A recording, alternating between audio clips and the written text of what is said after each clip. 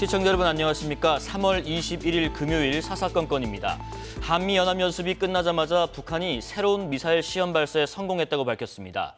어떤 의도를 갖는 무기인지 잠시 후에 군사 전문가와 말씀 나눠보고요. 한덕수 국무총리 탄핵 심판 일정이 다음 주 월요일로 잡힌 가운데 민주당이 최상목 권한대행에 대한 탄핵안을 발의한다고 밝혔습니다. 민주당의 30번째 탄핵, 그 의미도 살펴봅니다. 정치권 소식부터 시작합니다. 송국건 정치평론가, 더불어민주당 김진욱 전 대변인과 함께합니다. 안녕하십니까? 안녕하세요. 네. 헌법재판소가 윤석열 대통령보다 먼저 한덕수 총리 탄핵 심판을 선고하기로 결정하자 민주당에서는 납득할 국민이 얼마나 되겠냐 비판을 했고요. 국민의힘은 한 총리가 직무에 복귀하면 민주당은 석고대죄하고 책임져야 한다며 각을 세웠습니다.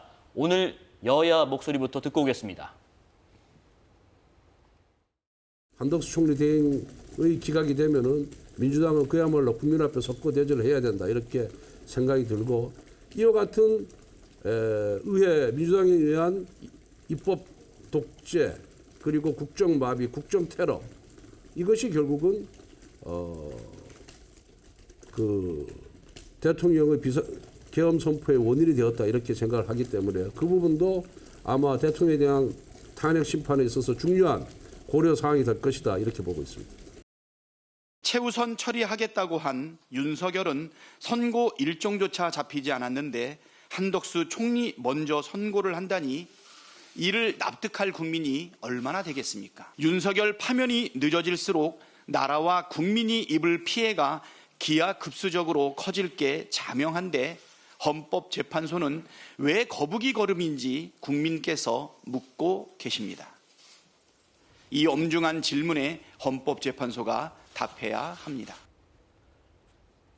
자, 송국건 평론가님, 지금 민주당은요, 그러니까 선입선출, 먼저 접수된 사건을 먼저 처리하는 것을 원칙으로 거론하면서 한덕수 총리 이 탄핵 심판 기일이 먼저 잡힌 것에 되게 불만을 드러냈지만은 변론 종결이 하루 만에 금방 끝난 만큼 선거도 일찍 해야 되는 거 아니냐 이런 논리도 있습니다. 하루 만에 끝났을 뿐더러 네. 변론 종결이 한덕수 총리가 더 빨랐죠. 그 기준으로 선입선출이면 한덕수 총리가 먼저 해야 하는 게 맞아요. 그러면 맞고. 예, 변론 끝나는 걸로 기준으로 하면. 네네. 그런데 왜 그렇게 이렇게 자꾸 그러면 지금 한덕수 총리가 앞당겨져서 그 민주당이 반발을 한다기보다 정확하게 이야기하면은 네. 윤석열 대통령 선거가 늦춰졌기 때문에 반발을 한다고 봐야 되거든요. 왜냐하면은 26일이 마지노선이었습니다.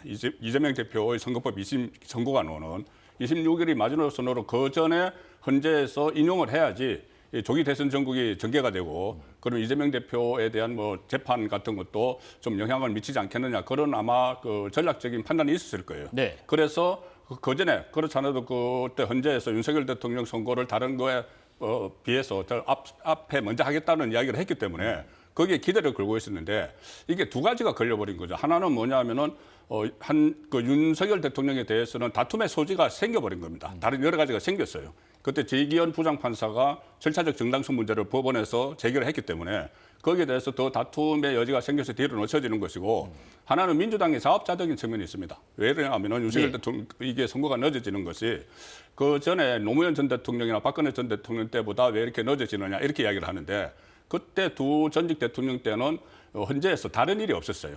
그러니까 다른 탄핵 심리를 할 게 없었습니다. 그런데 지금은 13건을 갖지 않습니까? 일거를 많이 줘버렸는데요. 13건이 갔죠. 네. 13건이 갔고 최근에만 해도 4사람에 대해서 선고를 했지 않습니까? 그 최재해 감사원장하고 이창수 서울중앙지검장을 비롯해서 검사 3명. 네. 거기도 다 헌재가 그런 일을 하게 됐기 때문에 윤석열 대통령이 집중을 할 수가 없었던 거예요. 그래서 지금 민주당이 자업자득이라는 측면도 있고, 그리고 그 헌재가 그전에는 윤석열 대통령 먼저 하겠다고는 이야기했지만 그 변수가 생긴 거죠. 새로 더 다퉈볼 여지가 있기 때문에 일단 윤석열 대통령이 26일 이후로 미뤄질 가능성이 높다는 데서 민주당이 반발을 하고 있다고 봅니다. 자, 그런데 대변인님, 지금 민주당 입장에서는 한 총리 탄핵 심판을 먼저 선고하는 것이 못마땅하다. 근거가 분명히 있을 거예요. 그러면 지난 12월 달에 이 윤석열 대통령에 대한 탄핵 심리가 헌법재판소로부터 시작되면서 정영식 주심재판관께서 그런 말씀을 하셨습니다. 네. 사안의 시급성, 중대성을 우선으로 해서 윤석열 대통령의 탄핵 심리를 최우선으로 심리하겠다. 이것이 그동안 일관된 헌법재판소의 입장이었다고 봅니다. 네. 그런데 지금 그 입장이 이번에 이제 바뀐 것 아니겠습니까? 그렇다면 왜 이렇게 갑자기 헌법재판소가 이런 그동안의 일관된 입장을 바꾸었는가 하는 부분이 일단 의문시 되는 것이고, 그래서 원칙이 무너진 것 아니냐라는 네. 말씀을 이제 아울러서 드리는 겁니다.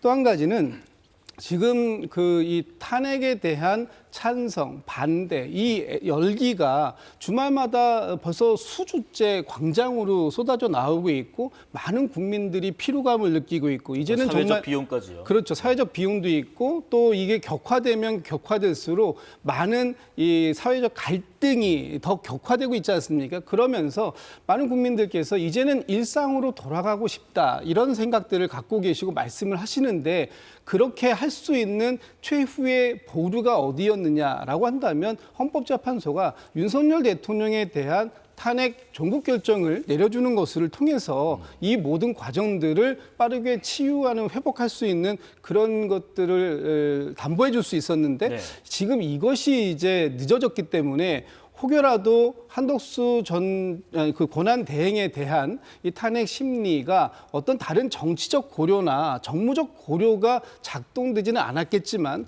그럴 수도 있는 거 아니냐, 이런 우려감이 있기 때문에 어차피 24일 날 한덕수 권한 대행에 대한 탄핵 심리가 이제 뭐 종국 결정을 하겠습니다만, 네네.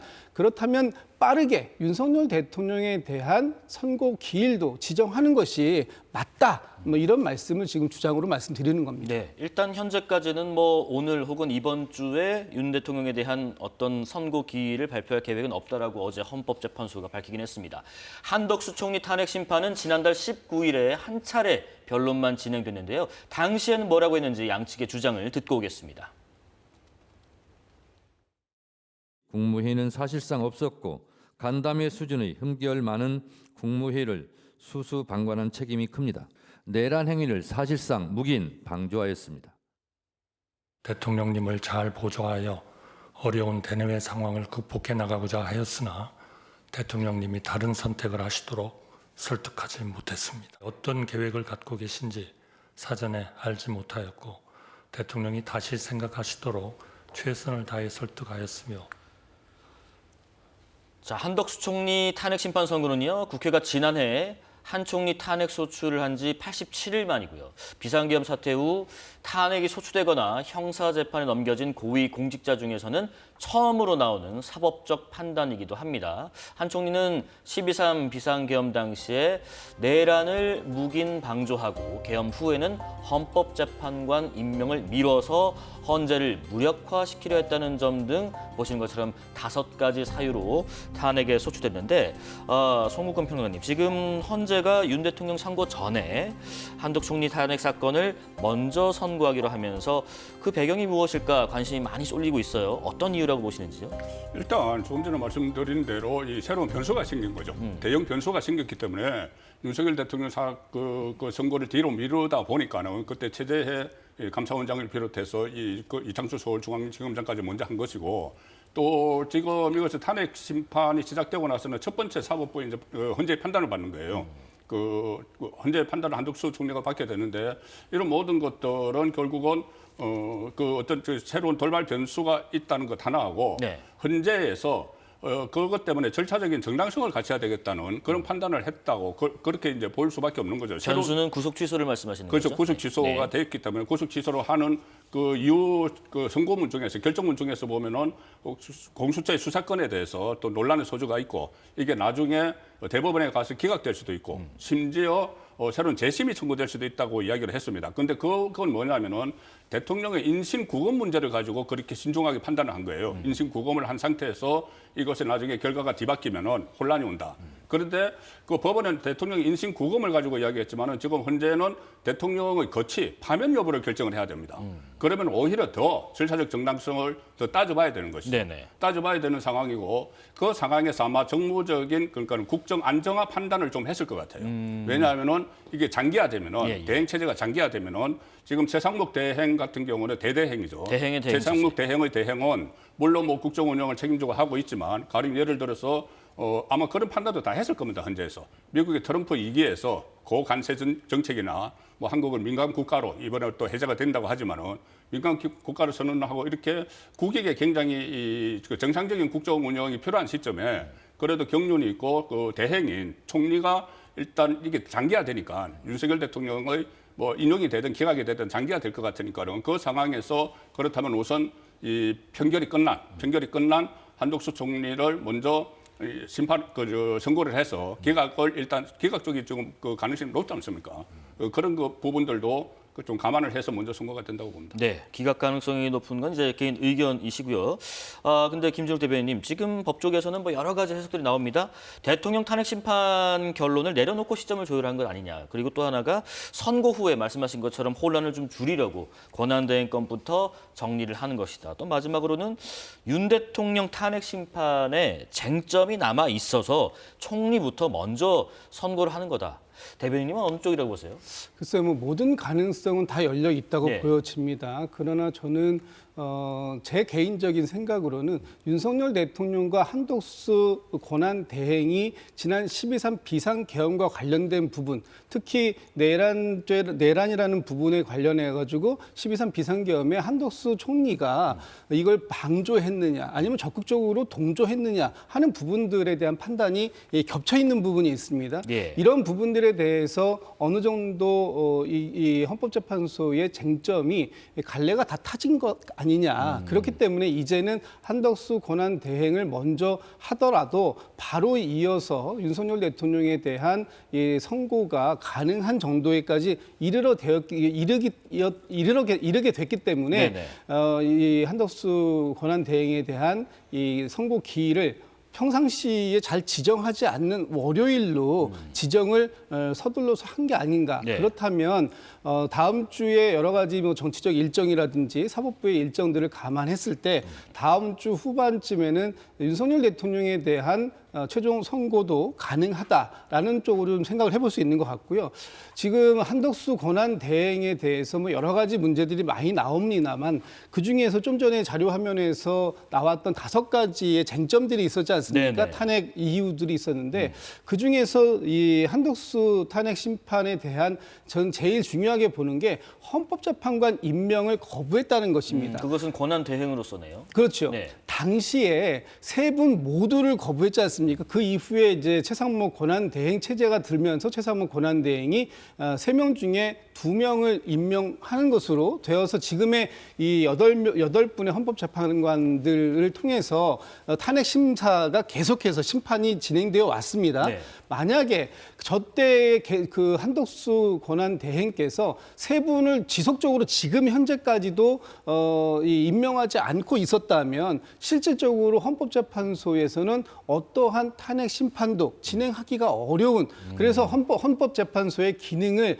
마비시키는 역할을 권한 대행이 스스로가 한 것이 아니냐, 네. 이렇게 볼 수가 있기 때문에 이게 좀 저는 가장 큰 그 인용의 사유가 될 수 있다고 보고, 네네. 하나만 더 말씀을 드리면 내란 상설 특검에 대한 부분에 대해서 임명을 하고 있지 않았습니다. 이 부분이 왜 또 중요하냐면 지금 좀 전에 송국권 평론가께서 윤석열 대통령의 이 그 석방, 그러니까 그 구속 취소 인용 결정, 이것으로 지금 윤석열 대통령의 어떤 이 사법 이 형사 재판이 상당 부분 그 큰 변화가 왔다라고 하는데, 만약에 저 내란 상설 특검을 임명했다면 아마 지금과 같이 공수처의 수사 권한이 있는가 없는가 하는 부분에 대한 논란은 사전에 예방적으로 막을 수 있지 않았을까 하는 측면에서 네. 이 부분 또한 이 한덕수 권한 대행은 당시에 본인의 직무에 상당한 그 직무를 유기한 그런 측면이 있다. 그래서 저는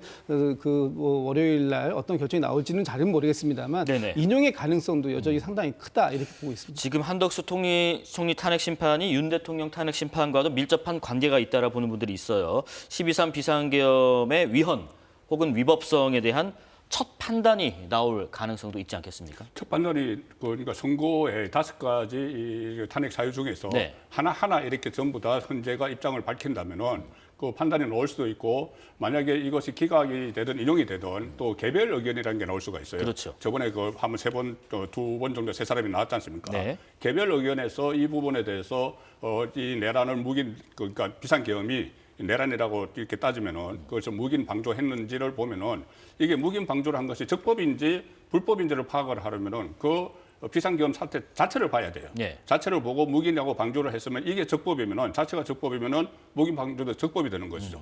이게 불법이면 같이 불법이 되는 겁니다. 그래서 그 부분은 어디까지 지금 윤석열 대통령 선거의 어떻게 보면 핵심적인 부분인데 그 핵심적인 부분을 묵인 방조 부분에서 어디까지 이 헌재가 결정문을 내릴 때 선고문을 할 때 그것을 적시를 할지 그 부분은 좀 지켜봐야 되는 이야기죠. 예. 근데 이런 부분 한번 좀 여쭤보고 싶어요. 지금 국회 측 대리인단이 윤 대통령뿐만 아니라 한덕수 총리 탄핵 사유에서도 내란죄를 철회한 부분, 탄핵 사유 어떤 변경에 있어서도 헌재 판단이 어떻게 나올까 되게 주목됩니다. 네, 약간 이제 차이가 있는 게 윤석열 대통령의 이 내란죄를 이 소추인단 측에서 처리한 부분. 네. 이 부분에 대해서는 문제의 본질이다라는 것이 지금 피청구인 측의 주장 아닙니까? 윤석열 대통령 측의 주장인데 네. 지금 한덕수 권한대행 같은 경우에는 이 부분은 그렇게 큰 비중을 차지하고 있지 않습니다. 아까도 말씀드렸습니다만 헌법재판관을 임명하지 않은 부분이라든지 네. 아니면은 상설특검 임명을 회피한 부분이라든지 이런 부분들이 오히려 더 크기 때문에 이번에 이 부분까지 헌법재판소가 판단을 하신다면 그렇다면 아마도 윤석열 대통령에 대해서 이 청구인 측에서는 내란죄를 뺐다고 하지만 그 내란죄의 행위 자체를 다 드러낸 것이 아니기 때문에 내란 행위에 대해서는 그대로 뒀기 때문에 큰 문제의 본질은 전혀 달라지지 않았다. 그런 부분들을 지금 계속 강조를 하고 있는 것이고 이 부분에 대한 판단에 대해서 헌법재판관들께서 어떻게 판단할지 모르겠습니다. 그러니까 이번에 한덕수 권한 대행에 대해서 이 부분을 판단한다면 아마도 그것이 윤석열 대통령의 판단에 예고편 정도로 활용해서 우리가 유추해 볼 수 있는 네. 근거가 되지 않을까라는 생각을 하고 있습니다. 윤 대통령 탄핵 심판 선고기일은 다음 주 후반 정도로 잡힐까요? 여야 의원들은 오늘도 헌재 앞으로 모였습니다. 헌재가 대한민국을 법치국가로 다시 우뚝 세울 것인지 아니면 떼법국가로 만들 것인지를 결정할 것입니다. 이제 대통령에 대한 탄핵 재판은 이리보나 저리보나 각하하는 것이 맞다는 것을 다시 한번 말씀드립니다. 탄핵 소추 사유가 성립되지 않은 사기 탄핵이고 절차적 흥결이 많은 불법 탄핵입니다. 빨리 다음 주 후반부라도 빨리 이 사건을 각하시켜야 됩니다. 사회 곳곳에서는 갈등과 분열이 심화되고 있으며 윤석열 정권을 옹호하는 극우 세력들은 이를 기회 삼아 반헌법적 선동을 더욱 강하고 있다. 헌재의 조속한 판결만이 이 혼란을 종식시킬 수 있는 유일한 해결책이다. 국민들은 더 혼란에 빠질 거고 거리는 더 갈등으로 가득 찰 거고 이 분노의 함성들 서로 극과 극이 대립하고 있는 이런 상황에 헌법재판소가 책임이 있다는 것을 명심하시기 바랍니다. 사실 저 헌법재판소 앞을 가보신 분들은 아시겠지만 되게 그렇게 좁거든요. 그 앞에서 이제 여러 의원들이 여야 의원들이 모여서 저렇게 발언을 하고 있습니다. 여야 모두 헌재를 이렇게 압박하는 상황에서 탄핵 심판 관련 여론조사 하나 간단히 짚어보겠습니다. 탄핵이 인용돼야 한다라는 응답률이 지금 60%로 한 주 전보다 5%포인트 상승한 것으로 지금 나타나고 있습니다. 이 여론조사는 엠브레인 퍼블릭, K-스탯 리서치, 코리아 리서치, 인터내셔널 한국 리서치가 공동으로 의뢰했고요. 조사기관은 K-스탯 리서치 100% 무선 전화 면접 방식으로 진행됐습니다. 자세한 내용은 중앙선거 여론조사심의위원회 홈페이지에서 확인할 수가 있고요. 두 분 코멘트는 짧게 들어보겠습니다. 먼저 김진욱 대변인님, 그 탄핵이 인용돼야 한다라는 응답률이 소폭 상승한 이유는 뭐라고 보세요? 저게 이제 그 추세가 중요한데요. 네. 저 2월 넷째 주에 보면은 대통령에 대한 변론이 종결되는 시점입니다. 그때만 해도 한 55대 38 정도로 약간 그 차이는 있습니다만 그래도 탄핵에 대해서 반대한다는 여론이 또 있고 찬성한다는 여론도 50%를 상회하는 정도였는데 그게 이제 한 3주 정도 지나면서 60%까지 올랐습니다. 이것은 굉장히 의미 있다라고 보여지는 게 지금 많은 국민들께서 윤석열 대통령의 변론이 진행되는 과정을 다 봤고 그 과정들 속에서 상당한 심증들이 이제 형성이 되었다. 그래서 윤석열 대통령의 지난 12.3 비상계엄이 계엄군을 동원해서 국회와 중앙선거관리위원회를 장악하는 네. 그런 모습들에 대해서 이거는 위헌성이 또 위법하다라는 부분들이 좀 어느 정도 명백하게 확인이 되었다라는 것들이 이제 일반 국민들에게는 다가온 것이고요. 네. 지금 이 비상계엄의 사태가 굉장히 길어짐으로써 여전히 우리의 지금 민생 경제라든지 외교 문제라든지 이런 것들이 굉장히 어려운 상황들에 처해 있고 이 상황을 빨리 윤석열 대통령을 탄핵함으로써 새로운 출발을 해야 되겠다라는 인식들이 저변에 깊게 자리를 잡아가고 있는 네. 것이 아닌가라는 생각을 해봅니다. 송은국 평론가님, 지금 2월 넷째 주부터 현재까지 뭐가 영향을 미쳤을까요?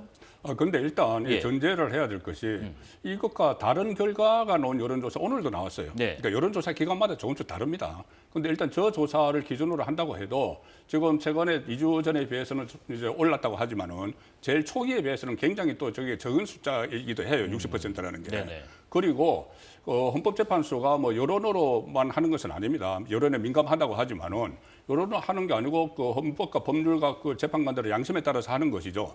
그런데 저 60%를 그대로 가령 인정을 한다고 해도 저것이 과연 여론을 대변을 하는 것인가? 그러니까 다른 여론이 아니고 그 국민들이 직접 뽑은 대통령을 파면할 정도의 저 여론 가지고 그것을 적용을 해야 되는 거를 생각을 해봐야 돼요. 왜 그러냐면은 전 국민이 뽑은 대통령이고 하니까는 거기에 대해서 파면을 하는 요건도 굉장히 까다롭잖아요. 가령 예를 들어서 국회에서 탄핵 소추안을 할 때도 3분의 2지 않습니까? 네네. 그리고 헌법재판소에서 그것을 인용을 할 때도 3분의 2예요. 9명 중에서 6명이니까.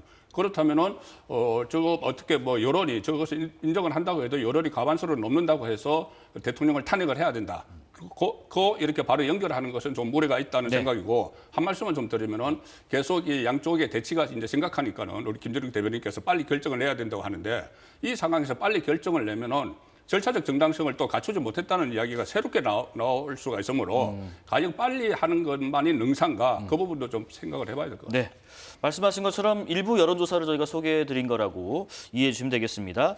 자, 정치인들을 향한 위협도 이어지는 모양새입니다. 어제 저희가 헌법재판소 앞에서 민주당 의원들이 달걀을 맞는 일이 벌어졌다고 전해드렸죠. 그런데 민주당 이재정 의원도 폭행을 당했다고 합니다. 이재정 의원의 발언 듣고 계속 이야기 이어가겠습니다. 여러분들 서 계신 좌측편으로 들어오는 길이었습니다. 웬 남성분 한 분이 거의 날려치기를 하듯이 발로 차셔가지고 제 오른쪽 허벅지를 찼습니다. 그냥 하나의 에피소드였더라면 제가 현행범 체포라는 상황까지는 이르지 않았을 것 같습니다. 하지만 지금 이렇게 경찰이 있는 상황에서도 그런 행동을 아무렇지 않게 서슴지 않게 해대는 그런 폭도들이 얼마만큼 더 위험한 상황을 만들어낼지 모르는 상황에서 묵과할 수 없는 일이었습니다. 뭐 경찰이 경비를 잘했느냐 못했느냐는 둘째를 치더라도요. 경찰이 현장에 있는데도 불구하고 이런 일들이 벌어지고 있다는 것, 이거 좀 심각한 상황 아닐까요? 심각한 겁니다. 특히 본인과 정치적인 이해관계, 생각이 다르다고 해서 상대를 테러해도 된다라는 것이 지금 이렇게 물리적으로 나오는 거 아닙니까? 그동안은 욕설, 비방 뭐 이런 정도의 수준이었다면 이제는 이제 본격적인 물리력이 가미되고 있는, 가해지고 있는 것이기 때문에 더욱더 위험한 단계에 올랐다라는 것이고요. 지금 우리 사회가 본인과 생각이 다르면 다를수록 오히려 이해하고 대화하고 타협하고 하는 노력은 이제 없어지고 앞으로는 계속해서 상대를 적으로 생각하는, 그래서 정치는 없어지고 전쟁만이 남는 거 아니냐, 이런 우려를 낳을 수밖에 없는 지금 그런 상황에까지 이르게 된 겁니다. 그런 극단적인 상황이 지난 1월 19일에도 서울 서부지법에 대한 폭동 행위들을 보면서 우리가 굉장히 우리 사회의 민주주의가 위협받고 있다는 걸 느끼지 않았습니까? 그런데 지금 기자회견을 하고 있는 이 야당 의원들을 향해서 계란을 투척하고 저것이 계란이었길래 망정이지 다른 위험성 물질이었다라고 한다면 더 큰 사고로 이어질 수 있는 상황들이 있었고요. 네. 또 지나가는 국회의원을 날라차기를 해가지고 발로 가격을 했다라는 것들, 이런 것들이 지금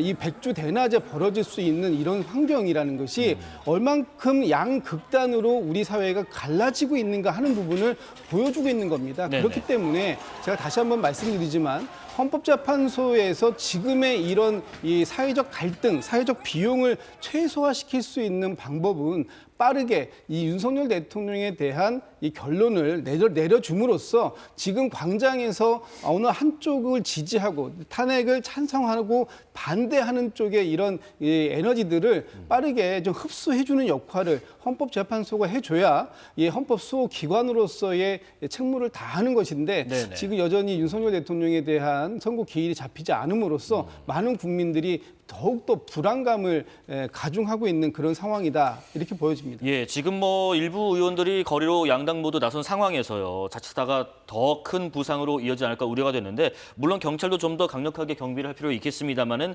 정치인들이 어느 쪽 할 것 없이 지지층들을 향해서 좀 자제하자는 메시지를 좀 더 강력하게 내야 되는 거 아닌가 하는 생각도 듭니다. 그렇죠. 자제하자는 메시지를 내야 되는데 오히려 자제를 하지 못하도록 하는 그 행태가 일어나고 있어요. 예. 지금 뭐 계란을 던진다거나 이건 절대 있어서는 안 될 이야기죠. 위협을 한다거나 이거 있으면 안 됩니다. 안 되는 이야기지만 그렇다면 그런 일이 없도록 국회의원들, 정치인들이 앞장서서 그것을 실천을 해야 되는 거예요.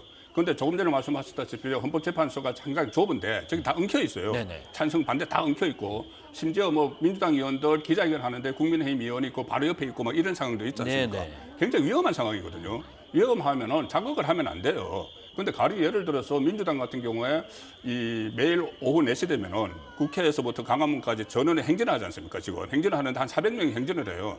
그거 보면은 제 사무실 앞을 매일 지나가서 제가 항상 보는데 거기 보면은 그 차선을 하나를 완전히 점령을 해서 갑니다. 가요. 네. 그건 제가 볼 때마다 좀 불안해요. 저것이. 거기에 일반 시민들도 있고 다른 쪽 그 탄핵에 반대하는 사람들도 또 그 왔다 갔다 하고 하는데 좀 불안하거든요. 그런 모습을 정치인들이 보여주면 안 되는 거죠. 정치인들이 자제를 해야 되는 겁니다. 특히 민주당은 이 탄핵 심판의 어떻게 보면 청구인이죠. 국회가 청구인이지만은 민주당이 주도를 했기 때문에 민주당이 청구인이에요. 청구인이고 또 윤석열 대통령을 비롯해서 군 지휘관들 8명을 형사 고발을 한 당사자입니다. 민주당은. 그렇다면은 청구를 했으면 헌재의 결론을 기다려야 되고 법원에 그 고발을 해서 법원 재판이 진행 중이면은 그 재판을 기다려야 되는데 네. 거기 적극적으로 뛰어든 것은 저는 부적절하다고 봅니다. 자, 지금 이런 가운데요. 국민의힘 이뇨한 의원의 입을 통해서 석방 12일 만에 윤석열 대통령의 메시지가 공개되기도 했습니다. 이뇨한 의원의 발언 듣겠습니다. 어제 저녁에 대통령실에 연락을 받고 재판의 결과도 중요하지만 거기에서 단식하고 있는 분들 건강을 생각해서 직접 대통령이 연락 온 게 아니고 그 대통령실을 통해서 그분들 건강이 더 중요하니 좀 단식을 철회 좀 해달라, 그 메시지를 본인들한테 전달하고. 그러니까 분신 후에 그 치료를 받다가 숨진 70대 남성 그리고 유가족에게 위로의 말을 전했다고 하는데, 석방 후에 처음 나온 메시지가 지지자와 유족에 대한 위로였습니다. 저는 좀 매우 아쉬운 메시지다라고 생각합니다. 네. 방금 전에 저희가 말씀 나눴던 것이 뭡니까? 이런 양극단의 진영들에서 그 정치인들이 어떤 이 자극적인 메시지를 내지 말자, 이것을 갖다가 같이 협의해서 합의하자, 이런 말씀은 나왔지 않습니까? 그렇다면 지금 윤석열 대통령께서 내놨어야 할 메시지는 어떤 것이었을까라고 저는 개인적으로 생각하냐면, 윤석열 대통령이 지난 12.3 비상계엄 이후에 국민들 앞에서 당당하게 말씀하신 게 있잖아요. 정치적으로 또는 법적으로 내가 책임질 게 있으면 당당히 책임지겠다라고 말씀하셨듯이 이제 모든 책임은 내가 다 질 테니 국민 여러분들께서는 각자의 자리로 생업으로 돌아가 주시 보십시오라는 메시지가 나왔어야 되는 것이고 지금 단식하고 있는 사람들이 대통령에 대한 이 탄핵을 반대하는 분들만 하고 있는 게 아니라 찬성하고 있는 국민들도 단식하고 있는 상황들입니다. 그렇다면 윤석열 대통령께서 빨리 승복의 메시지를 내놓으시고 나부터 헌법재판소에서 나오는 그 결론에 대해서 따를 테니 여러분들도 지금 이렇게 단식을 한다거나 아니면은 적극적인 이 행위들을 통해서 본인들의 의사를 표현하는 방식 이제는 좀 자제해 달라 이런 메시지가 나왔더라면 얼마나 좋았겠습니까? 지금 그런 부분들의 메시지가 아니라 여전히 대통령은 한 진영 본인을 지지하는 그 진영 반쪽의 국민들만을 위한 메시지를 내놨다고 하는 부분이 저는 매우 아쉽다 이렇게 말씀드립니다. 어떤 의견인지 들어보겠습니다. 이게 일부 지지자들에게만 향한 메시지여서 아쉽다는 입장 주셨거든요. 일단 저희 선거 기일이 나오면은 또 새로운 메시지가 나올 수 있어요. 선거 기일이 정해지면은 막상 이 인용이든 기각이든 충돌이 예상이 되니까 네네. 선거 기일이 정해지고 나서 이제 윤석열 대통령 별도 메시지가 나올 가능성도 있는데 지금 단계에서는 어쨌든 본인을 지지하다가 극단적인 선택을 했고 이러니까 거기에 대해서 위로 메시지를 보내는 것이고 그 단계적으로 뭐 할 수도 있는 겁니다. 그리고 계속 민주당에서 왜 승복 메시지를 안 내느냐고 하는데 이렇게 이야기해요. 민주당 박찬대 원내대표 같은 경우가 대표적인데 내란 수계 윤석열은 헌재 결정을 승복하는 메시지를 내라 이렇게 이야기합니다. 내란 수계라는 걸 딱 전제로 해버리잖아요. 그럼 이것을 인용을 전제로 해서 무조건 파면될 테니까 그걸 승복하라는 말밖에 안 돼요. 그래서 거기에 대해서 승복 메시지, 그런 식의 승복 메시지를 내기는 어렵다는 것이고 지금 윤석열 대통령은 12일 만에 이 지지자들의 안타까운 그 죽음에 대해서 이렇게 위로를 하는 메시지를 내놨지 않습니까? 그걸 단식을 하는. 그 전에 원래 이 강성 지지층 쪽에서는 윤석열 대통령이 이 관저 정치를 그러니까 뭔가 메시지를 계속 내놔야 된다. 현재 던지는 메시지. 그리고 야당에서도 관저 정치를 할 거라고 이야기를 했지 않습니까? 그리고 그 전에 노무현 전 대통령도 직무정지 기간에 그때 저도 청와대 출입을 했지만은 네. 그 북악산 산행을 했어요. 기자들과 산행을 하면서 메시지를 내놨습니다. 직무정지 기간에 박근혜 전 대통령도 직무정지 기간에 상춘제에서 기자간담회를 했죠. 예. 그런 식으로 좀 헌재에 대해서 메시지를 내라는 의견도 있었지만 그걸 안 했잖아요. 12일 동안 하지 않다가 이 본인 지지자가 극단적인 선택을 해서 사망을 했기 때문에 메시지를 낸 것이고 그러니까 나름 국론 통합이나 국민 분열을 막아야 된다는 이런 메시지는 선거 기일이 정해지면 나올 수도 있습니다. 예, 한번 지켜보고요. 윤석열 대통령 체포 방해 혐의를 받는 대통령 경호처 김성훈 차장과 이광우 경호본부장의 구속 여부가 이르면 오늘 결정됩니다. 김 차장은 오늘 영장 실질 심사를 들어가기 전에 관련해서 이렇게 말했습니다. 잘못된 보도죠. 어디에도 그런 내용은 없습니다. 대통령님께서 문자로 이런 지시를 했다는 영장 적시 보도 내용을 봤는데 체포영장 집행 저지는 1월 3일 날 있었고요. 저하고 대통령과 문자를 주고받은 건 1월 7일입니다. 어떻게 미래에서 과거를 지시합니까? 사실이 아니라고 이미 대통령실에서 밝힌 것 같습니다. 네, 보신 것처럼 두 사람이 구속영장에 대한 법원의 판단을 받는 것은 이번이 처음이고요. 앞서 세 차례 보시는 것처럼 기각 이후에 네 번째 만에 청구가 됐고 오늘 구속영장 실질 심사가 이루어지고 있습니다. 김 차장의 구속영장에 또 윤 대통령도 공범으로 적시돼 있다고 하는데 경찰은 이제 김 차장이 윤 대통령으로부터 보안이 강한 메신저, 시그널이라는 메신저를 통해서 체포영장 집행을 저지하라는 취지의 지시를 받았다고 지금 보고 있는 거죠? 그렇습니다. 윤석열 대통령께서 관저에 계시는 동안 두 번의 체포영장 집행 시도가 있었고 두 번째에서 이제 체포가 1월 15일 날 이루어지지 않았습니까? 그 과정들 속에서 윤석열 대통령이 직접적으로 이 경호처장을 직무 대리하고 있는 이 김성훈 차장에게 보다 이 관저의 경비를 강화해라. 그리고 나의 체포를 하러 들어오는 사람들을 막아라. 이런 식의 문자 메시지가 이제 있었다고 합니다. 그 부분에 대해서 직접적인 지시다 이렇게 보고 있는데 지금 그 영장이 그 발부가 정상적으로 법원에 의해서 이루어졌음에도 불구하고 지금 그 경호처에서 경호법상의 이유를 들어서 이 대통령에 대한 체포영장 집행을 방해한 행위, 이것이 이제 공무집행 방해인데 거기에 많은 인력들이 같이 동원이 됐기 때문에 특수 공무집행 방해 혐의가 있는 것이고요. 예. 그리고 이 김성훈 차장에 대해서는 또 직권남용의 혐의가 또 적용되고 있고, 또 증거 인멸의 우려성, 특히 비화폰의 관리, 비화폰 서버의 관리는 경호처가 하고 있는데, 지금 이번 12.3 비상계엄과 관련해서 많은 사람들이 비화폰으로 통화를 했고, 윤석열 대통령을 포함해서, 그리고 심지어는 민간인인 노상원 씨도 비화폰을 가지고 전화 통화를 했다고 하는 그런 내용들이 지금 수사 결과로 나오고 있습니다. 그렇다면 지금 아직까지도 지금 계엄이 이루어지고 100일이 지나는 지금 이 시점까지도 네.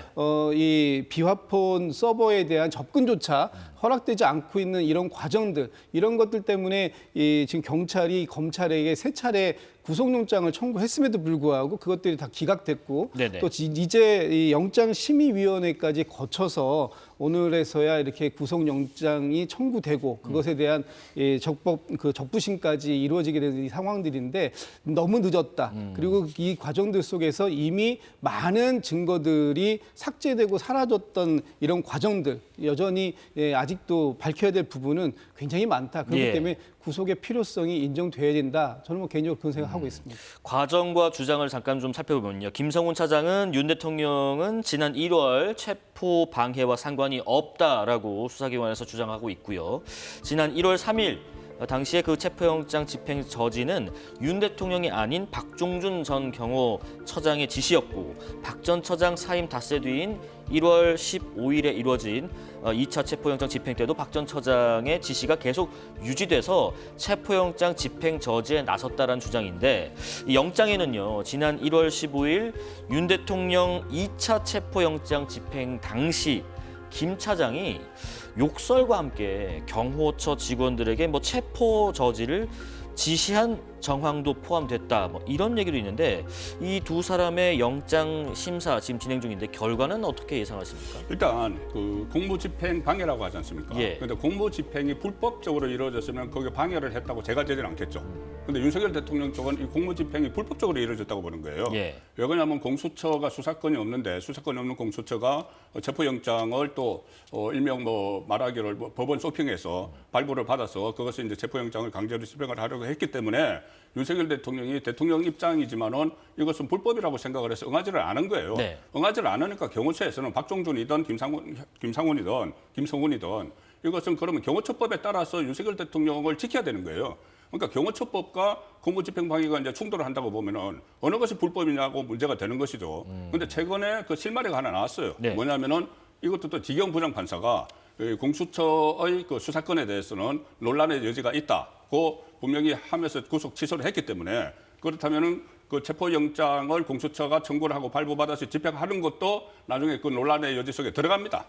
들어가기 때문에 이걸 지금 당장 불법이다 아니다 이렇게 판단을 하는 것은 좀 무리가 있기 때문에 네. 아마 영장이, 그리고 또 검찰 단계에서도 경찰에서 신청한 거 3번이나 반려를 했잖아요. 네네. 4번째 다시 법원에 했기 때문에 법원 판단도 이 논란의 소지가 있고 또 지경 부장판사의 그 결정문도 있기 때문에 아마 기각될 가능성이 저는 높다고 봅니다. 경호처법을 준수했고 또 공수처의 어떤 수사 과정에 있어서 결정문도 있었기 때문에 변수가 있고, 그렇기 때문에 기각을 예상하셨습니다. 대변인께서는요? 저는 뭐 인용이 되어야 된다라고 봅니다. 그래서 구속을 지금 해서 지금 저기 그동안 이 대통령 관저를 경호하는 이 과정 속에서 사실 지금 바깥으로 알려진 것보다 더 많은 내용들이 지금 국회에서 지난 이 특위 과정에서도 제시가 된 적이 있습니다. 특히 윤건영 의원 같은 경우에는 경호처 내에서에 있었던 많은 일들을 당시 특위에서 또 그 새롭게 제시한 바도 있기 때문에 이런 과정들이 수사가 제대로 이루어져야 되는데, 그런 수사가 지금까지 이 김성훈 처장이 구속되지 않았기 때문에 제대로 된 수사가 이루어지지 않은 측면이 있다. 그렇다면 지금이라도 늦었지만 구속을 통해서 제대로 된 수사가 이루어져야 된다. 이런 말씀을 드리고 싶습니다. 네, 마지막 질문 좀 드리겠습니다. 어제요, 내란 혐의를 지금 받고 있는 조지호 경찰청장 그리고 김봉식 전 서울경찰청장 등의 첫 공판이 진행됐습니다. 이 자리에서 조 청장은요, 계엄 사령관의 지시에 따라서 국회 통제를 강화한 건 사실이지만 포고령에 따른 것이기 때문에 위법하지 않다라는 주장을 했고요. 다음 공판기일에는 이제 국회 봉쇄 혐의와 관련한 증인 신문이 이어진다고 하는데 앞으로의 재판 결과와 과정을 잠깐 예상을 짧게 들어보겠습니다. 평론가님. 일단 네. 그 내란이나 국헌문란의 목적이 없었다는 것이죠. 경찰이 그 경비를 강화를 한 것은 어쨌든 그 계엄사령관의 지시인데 그 네. 지시를 따른 거 근거가 있어야지 또 따르는 거지 않습니까? 근데 그 근거는 포고령이라고 이야기를 하는 거죠. 포고령에 따라서 통상적인 경비 절차를 했고 그리고 그 봉쇄를 국회 출입 봉쇄를 계속 한 게 아니고 네네. 초반에 했다가 그다음에 풀었잖아요. 그 국회 관계자들도 국회의원들을 다 풀었기 때문에 국회의원들이 들어가서 해제를 한 겁니다. 해제를 하도록 했기 때문에 그것은 조기에 해제를 하는데도 나중에 봉쇄를 풀었기 때문에 그게 가능했다. 조지호 청장이나 김봉식 서울청장 그렇게 이제 강조를 하고 있기 때문에 그 부분도 법원에서 충분히 받아들일 수 있다고 봅니다. 대변인님. 저는 12월 3일 비상겸이 있기 직전에 윤석열 대통령으로부터 이 조지호 경찰청장과 김봉식 서울청장이 안가로 호출을 받고 거기에서 직접 지시를 받았지 않습니까? 그 이후에 바로 비상겸이 실시가 발동이 되자마자 국회를 봉쇄하는 데 역할을 했고 특히나 이 포고령을 따랐다고 하는데 포고령 자체가 위법적인 것이 있다. 특히 포고령 제1호에 보면 어떠한 경우에라도 국회의원의 정치적 활동을 방해할 수 없음에도 불구하고 국회를 봉쇄하는 것을 통해서 국회의 어떤 계엄 해제 의결권 자체를 막아낸 이런 부분들이 있었기 때문에 이 부분에 대해서는 그 분명한 그 유죄 취지가 성립이 된다고 보고 이것을 통해서 이 조지호 경찰청장이 지금 이 12.3 비상계엄 내란 사태의 중요 임무 종사 혐의로 지금 기소가 되어 있는 것 아니겠습니까? 저는 이 부분에 대해서는 앞으로 충분히 다툼의 여지가 있다라고 생각되고 있습니다. 네, 정치권 소식 송국건 정치평론가 더불어민주당 김진욱 전 대변인과 함께했습니다. 고맙습니다.